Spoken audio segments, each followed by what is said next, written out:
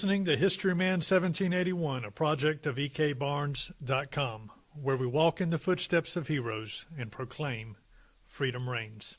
On today's podcast, we have Zach Lemhouse, the York County, South Carolina historian and director of the Southern Revolutionary War Institute for the Cultural and Heritage Museums of York County. Welcome, Zach. Thank you. It's a pleasure to be with you. Zach, we've talked a little bit about York County and how it played a role in the Revolutionary War, especially in terms of producing militia under the auspices of General Sumter. But York County has much more of a role in the Revolutionary War than even that broad stroke. I'd love to hear your insights of how York County played a role in the Revolution. Sure. So let's start out with just doing a brief overview of what York County was like. And I'm going to go from the kind of the founding of York County up through the Revolution. Earlier on, prior to Europeans even coming to this area, we of course had Native American tribes like the Cherokee and the Catawba that inhabited much of present-day York County. They typically built their villages near the county's many rivers. So what rivers run through York County? Of course, we've got the Catawba River. These rivers were great because they provided excellent modes of transportation, plus they were very good at crop irrigation. It was a very effective way to irrigate the crops for these Native American tribes. On the western side of York County, we have Broad River, too. Is that correct? Mm-hmm. So it's almost like we are sandwiched between the Broad and the Catawba rivers. Right. Yes, sir. So you had were the Cherokee down this far? Not as prevalent as the Catawba would have been. Okay. Right. The Cherokee typically remained in the Blue Ridge. We are typically we're in the Piedmont, is where we are now, of course. But typically you saw Cherokee in the Blue Ridge. Now you would have some Cherokee that would cross into what we consider today as the Piedmont. Of course, back then when these Native American tribes were in this general area, these boundaries that we see on a map, Blue Ridge, Piedmont, Sandhills, intercoastal, outer coastal, coastal, these land regions, this is more of a modern concept. Of course, these Native Americans didn't have this concept of now I'm in the Blue Ridge and now I'm in the Piedmont. So typically you would see Catawba, but you would see some Cherokee as well in the Piedmont. Like I said, these rivers that they built their homes on, great for transportation, great for crop irrigation.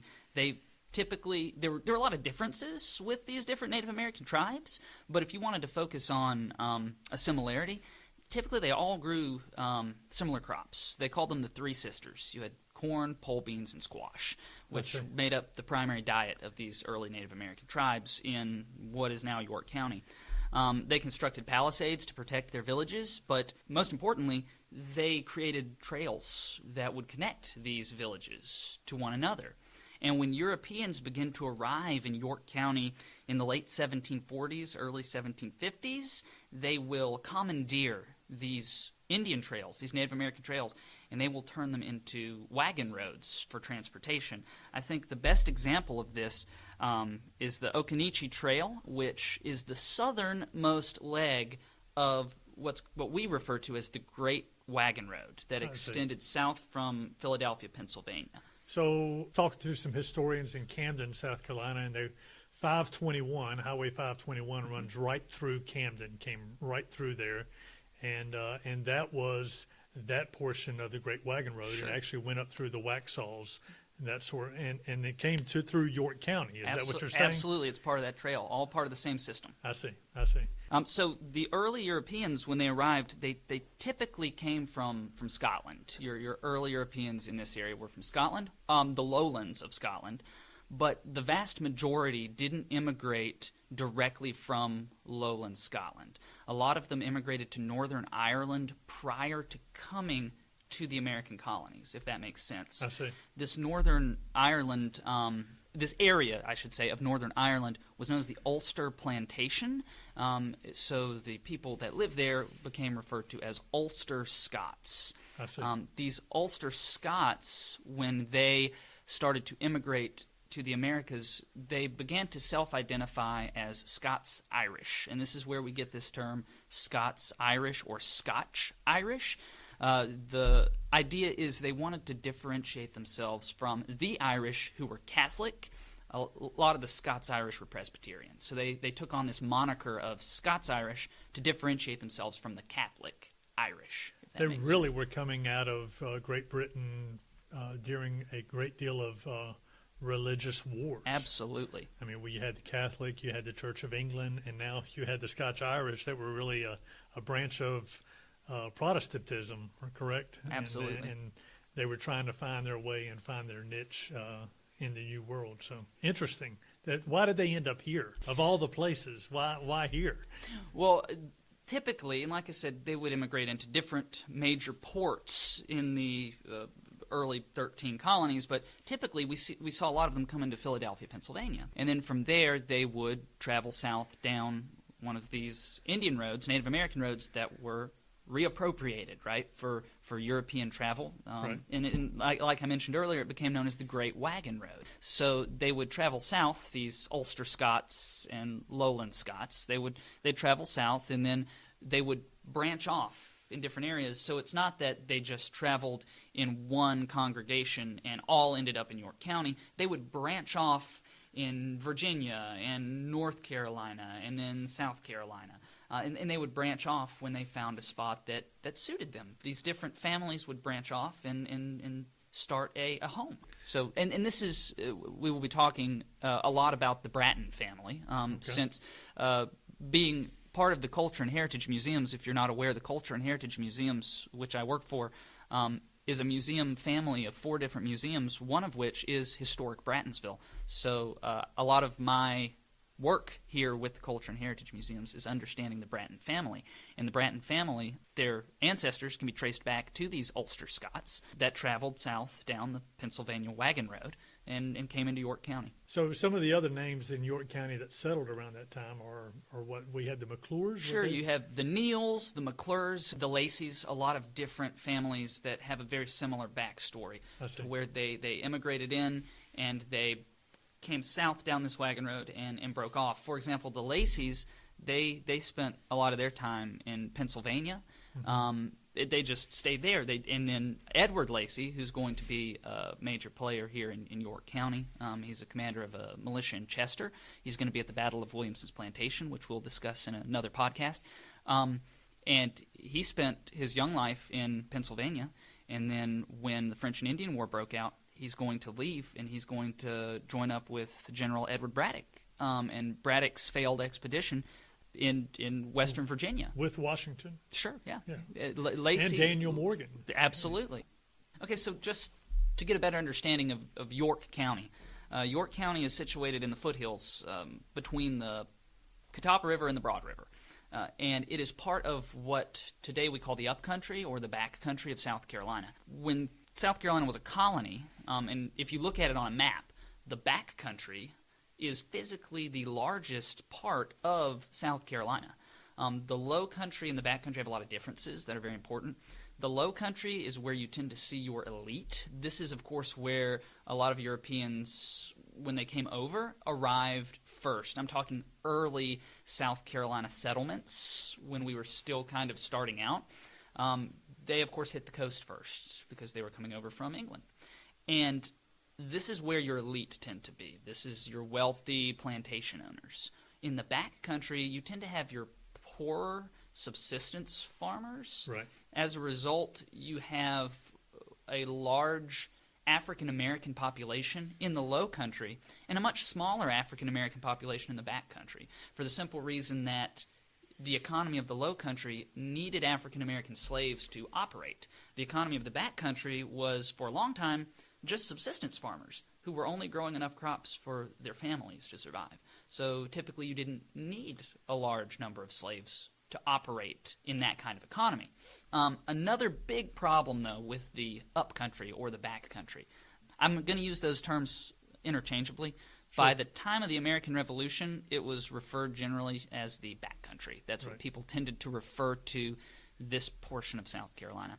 So the back country of South Carolina had a certain degree of lawlessness. Your sheriff, your courts, they were all, at least prior to 1769, they were all in the low country. And to combat this lawlessness, vigilante groups were formed. One in particular was called the Regulators. And these Regulators acted as judge, jury, and executioner. They took the law into their own hands. But they were operating unchecked. So, it started out where they were taking care of cattle rustlers or thieves, and then it gradually. Now, my understanding is the thieves were using the Great Wagon Road as well, Sure. to steal from the back country, and then take that cattle, take those horses up to Pennsylvania and sell them up there under the guise that everything was legit, but it really wasn't. They were stealing them from the backcountry settlers here. Absolutely, and prior to the regulator movement, there really was no one to stop them. Right. So the regulators did curb crime, but it would gradually progress to not just taking care of cattle rustlers and thieves, but they might start settling disputes with their neighbors, and it got out of control. So to provide a check and balance for these regulators, another group was formed called the Moderators. So from 1767 to 1768, we have a civil war that is occurring in South Carolina's backcountry, a regulator-moderator conflict. And this conflict is going to end in 1769 when the Circuit Court Act is passed.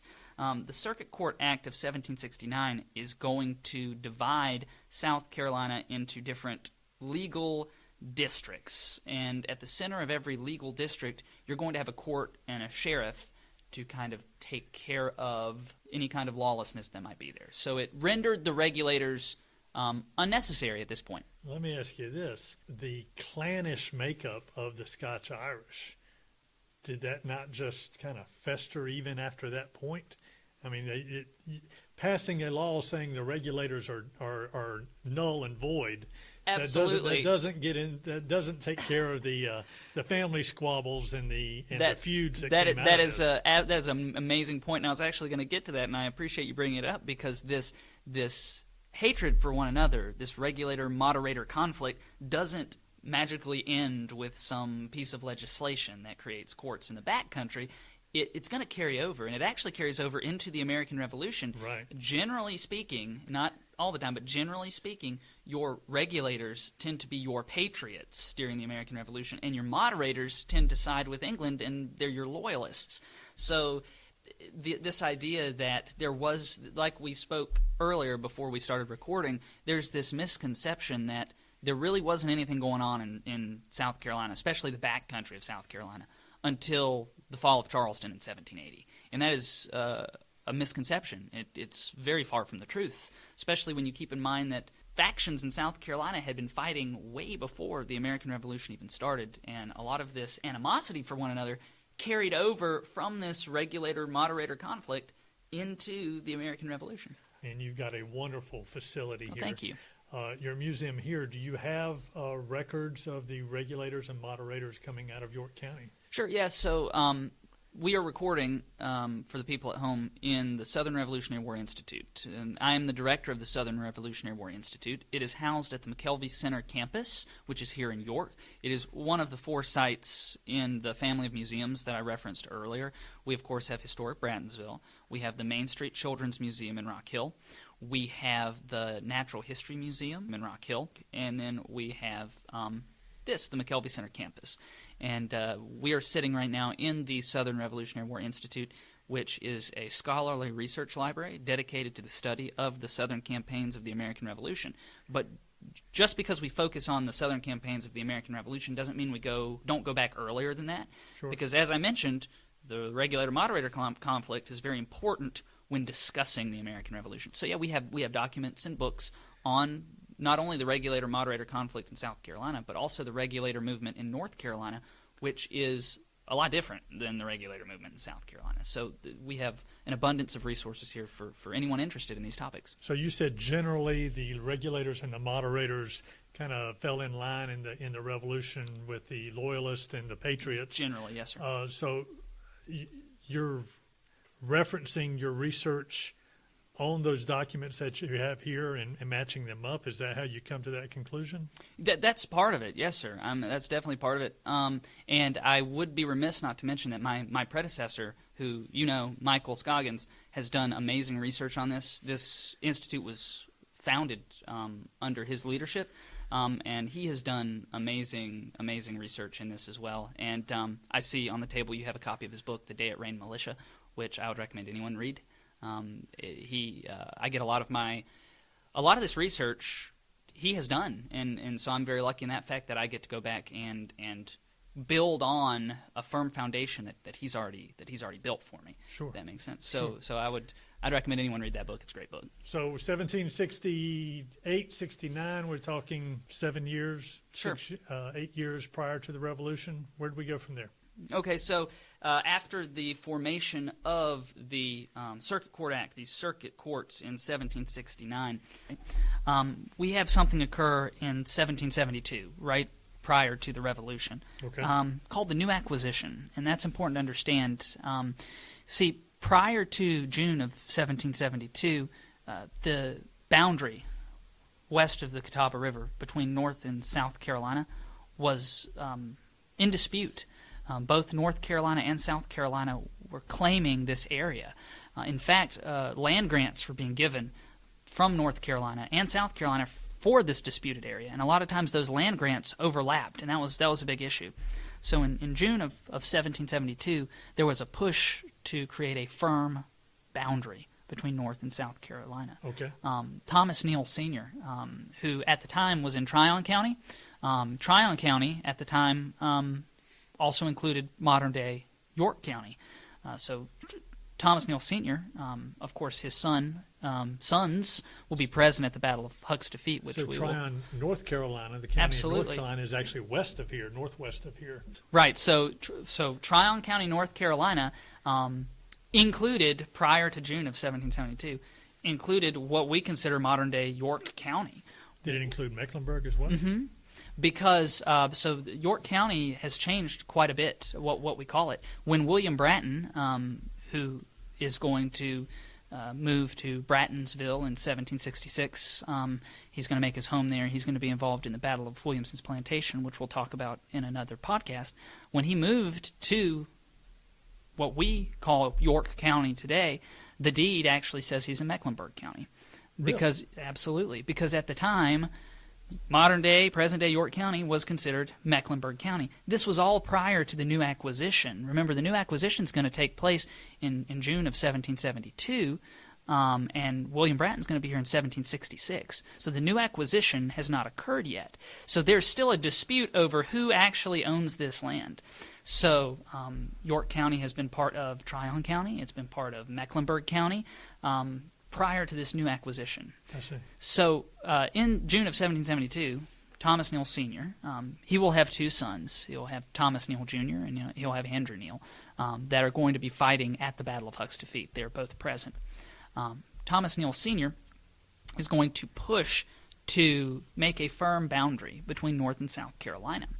And when this boundary is drawn and made official, a lot of what North Carolina had considered to be land that belonged to them was ceded to South Carolina, and this includes modern-day York County. So in South Carolina, from the South Carolina perspective, this is a new acquisition of land. We are getting land that once was believed to be part of North Carolina. It is now officially part of South Carolina. That's why we call this district the New Acquisition District. So when we discuss the formation of electoral districts, it's called the New Acquisition District because that's the new territory now. That's where York County is. I see. Then prior to 1775, there's really no interest in giving backcountry citizens any kind of representation in the General Assembly, in the government of South Carolina.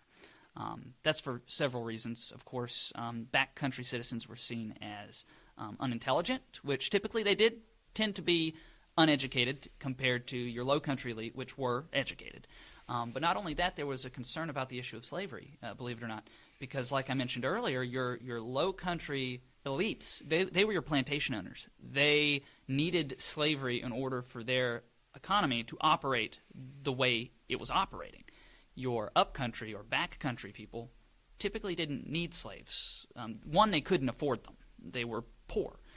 But even if they could afford them, their economy in the backcountry didn't really need slaves to operate. If they are subsistence farmers, then they typically don't need a lot of slaves in order to do that. So there was a concern among low country elite that if too much representation, too much power were given to upcountry citizens, that they might use this power to not necessarily abolish or outlaw slavery, but possibly limit it, because there was a concern that they, in the upcountry, just didn't see slavery as a necessity, which they didn't. Well, so how did the upcountry citizens force their hand? Because I just don't see someone in power giving it up for They didn't. So it wasn't as much of a forcing of the Low Country's hand as a gradual understanding that power needed to be released for various reasons. So the first indication that power needed to be given to some of these backcountry citizens was reluctantly done by the Low Country, because they realized they needed their support in what was turning out to be real possibility of war with England. So what they did initially was, the first thought was, let's take those legal districts in the back country of South Carolina, and let's simply turn them into electoral districts, and then they can have a voice that way. Low country elite, they were opposed to this idea because the legal districts in the back country were fairly large. So what they decided to do was subdivide those legal districts into smaller electoral districts. So the legal district that York County was part of was called the Camden Legal District. That's the district that present-day York County was part of after the Circuit Court Act of 1769. So all the courts would be in Camden. York was lumped up with the Camden Legal District, if that makes sense. York County, modern-day York County. And I can show you a map. Unfortunately, that won't help your listeners. But this Camden Legal District, where modern-day York County was part of, was much too large for low country elite. They were concerned that this would give too much power to people in the back country. So what they decided to do was subdivide these legal districts into electoral districts. So Camden District was subdivided into 3 smaller electoral districts. The New Acquisition District, which is where modern-day York County is located, in the New Acquisition District. Then you had the district between the Broad and Catawba Rivers, and the district eastward of the Wateree River. They weren't very creative with naming some of these districts, as you can see, because these were literally the names of these districts. The district between the Broad and Catawba River, the district eastward of the Wateree River, and, of course, the New Acquisition District, which present-day York County is part of. And with these new electoral districts, it was required by the governor of South Carolina that these electoral districts raise militias.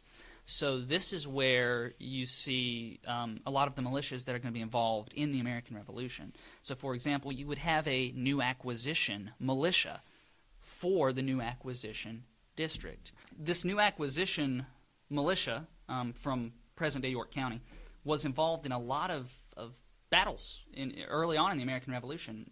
So, like I said earlier, this misconception that York County citizens were just kind of sitting on their hands until the fall of Charleston in 1780, and then they got involved. That's a misconception.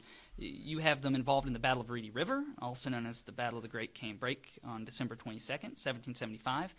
We talked earlier, it's also referred to as the snow campaigns because it was so close to Christmas it snowed.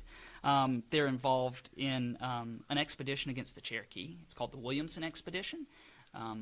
They're involved in expeditions in Georgia, and they're involved in the Battle at Stono Ferry on June 20th, 1779. So the New Acquisition Militia is very active prior to the fall of Charleston, but it's important to note that not a lot of engagements occurred in York County prior to the fall of Charleston. But the militia from York County was very involved. From a militia standpoint, I mean, they would have to muster. Where would the muster grounds be? That's a great question. You tend to see the mustering occurring at the center of each these electoral districts, right? Because remember, the electoral districts were the districts that were being used to count the votes, right, for representation. But it was also required that these districts raise these militias. I see. So they would muster in each of their electoral districts.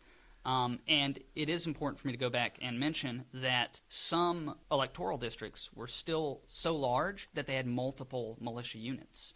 So, for example, the district between the Broad and the Catawba Rivers, they had, I think, 3 different militia units, where the new acquisition district was so small by comparison that it only had one, the new acquisition militia. It is important to mention, because the next podcast or two that we do together, we'll be discussing some engagements that occurred in York County, and 2 of the most important ones and most famous ones are the Battle of Williamson's Plantation, also known as the Battle of Huck's Defeat, which occurred on July 12th, 1780, and of course the Battle of Kings Mountain, which occurred on October 7th, 1780. And both of these engagements occurred in present-day York County. So I'm looking forward to discussing those with you. I am too. The history coming out of York County is just fantastic, and it's something that you and I have spoke about. We both grew up with in York County, and it's interesting as you look at the history of the United States. About the only things that are mentioned in the upstate of South Carolina are Kings Mountain, maybe, and cowpens, and cowpens mainly because of the most recent, the movie The Patriot was there. But Kings Mountain was unique in that it was nothing more than militia coming together and fighting the British in force. Sure, and the same can be said about Williamson's Plantation as well. You have, on both of these engagements, you have exclusively militia, I should say, your Patriot forces on both of these engagements are exclusively militia.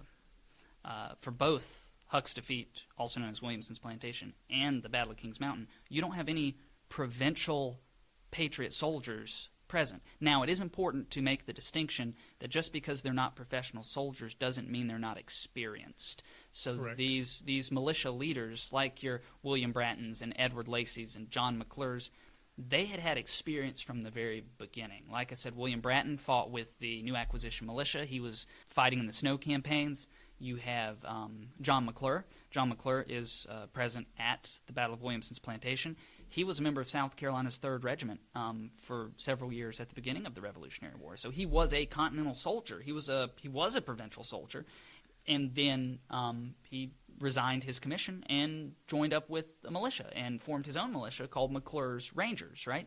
So a lot of these leaders of these militias, just because they're not, quote, professional soldiers, doesn't mean they're not experienced. A lot of them have a wealth of experience that makes them very effective on the battlefield. Well, Zach, as we finish up this first part of this series of episodes on our podcast, what do you want people to take away from their visit to York County? Wow.